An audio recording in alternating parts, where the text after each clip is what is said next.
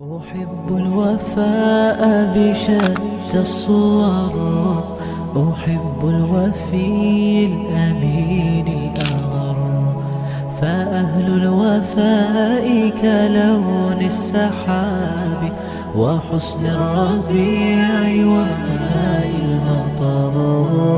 أحب الوفاء بشتى الصور، أحب الوفي الأمين الأغر، فأهل الوفاء كلون السحاب وحسن الربيع وماء المطر.